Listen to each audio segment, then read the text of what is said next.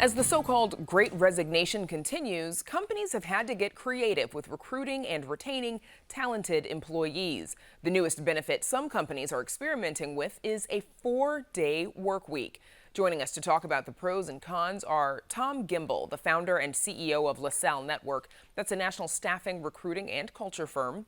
And Ben Friedrich, an associate professor of strategy at Northwestern University's Kellogg School of Management. Thanks to you both for joining us. Ben, let's start with you, please. So the company Panasonic is now offering a 4-day work week option. Is this a big enough perk to be able to lure talented employees to the company? I think it is a big perk, and it can definitely help attract talent. I mean, polls show that many workers prefer a 4-day work week. And so offering it is an unusual new job amenity or perk that employees value. And this offer differentiates the company as an employer from the competition, right? And so it really establishes the company as a leader in creating a healthier work culture. And this is really valuable right now as companies are facing the Great Resignation, labor shortages, and a bidding war for talent, really. Tom Gimbel, you all tried a 4-day work week at your firm. Didn't go too well. When was that, and why didn't it work out?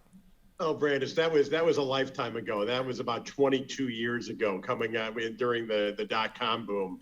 And it didn't work because you actually have people who are very career focused and want to be on all the time. And then you're putting them in a box and saying only work these days and these times. And it really kind of goes against the grain. I think we have a real different world now with remote work options where people can be working from anywhere a lot of the times. But the other thing on a company like Panasonic, we're in a supply chain shortage right now. Are the manufacturing people not working 5 days a week? Are the delivery people not working 5 days a week? Is the executive team not working 5 days a week? Too often when companies roll these things out to attract a certain type of people, they don't tell the whole story. And I'm interested to know a little bit more about that. And Tom, to that, to one of your points I want to follow up on, you talked about people feeling boxed in and only being told to work this amount of hours. Talk about sort of that change in mindset, because our culture can be very work-centric. Well, there's different types of people, and so often the squeaky wheel gets the oil. So you have employees who will say really loudly, I'm more productive from home, why do we have to come in? Or I can do it in 4 days, why do I have to do it in 5? But you've got a lot of people who like the continuity of how it is. They don't want to work 4 10-hour days. They want to cut off at 8 hours, and they don't mind working 5 hours a day. You have people that, people always say, oh, it's the extroverts that want to come to the office. I find it quite the opposite sometimes. The introverts don't have that big of a social life, and work in the office gives them that vehicle. I'm not putting a absolute on anything. I'm just saying there's two sides to every coin. Now, Ben, we know that, technology has changed over the decades. The pandemic has shown companies that we can change our traditional workspaces and still be successful. Is that fair? I think that's definitely true. I mean, the pandemic forced remote work experiments on companies that were very hesitant to do it for a long time before that. And so now the labor shortage is forcing companies to get creative on the amenities, on the benefits that they offer. And so I think some jobs will be quite suitable for a 4-day work week. I can think of analytical, creative jobs where, to take a break to reflect on the task, seeing the bigger picture can make quite a big difference. And yeah, it's true. Some people will say they can only be productive for a few hours at a time. And so pushing workers too hard can have, negative consequences and costly mistakes. So I think it's true. There's no kind of one size fits all, but there's definitely scope for companies to benefit from a system like that. What are some of the, the benefits for the employee, Tom, Ben, of having a 4-day work week? Less stress, other stuff that you can manage on that 5th day. What are some of the ups? What are the pros? I think that's definitely part of it. I mean, if you think about kind of how that, we were talking about attracting talent before, I think you can expand the talent pool because some workers who take care of their children, elderly family members, workers who would like to volunteer, do a side job part-time, all of them will value this short work week, and attracting them can also help you create a more diverse, inclusive working environment. I think in general, it's just healthier employees, both physically and mentally, can be more productive in every hour of the work. And so that may mean fewer sick days, may mean more focused work. It may mean cutting down on some unnecessary meetings, kind of cutting down the slack a little bit more. Tom, do employees have, the upper hand in this job market when it comes to negotiating perks these days?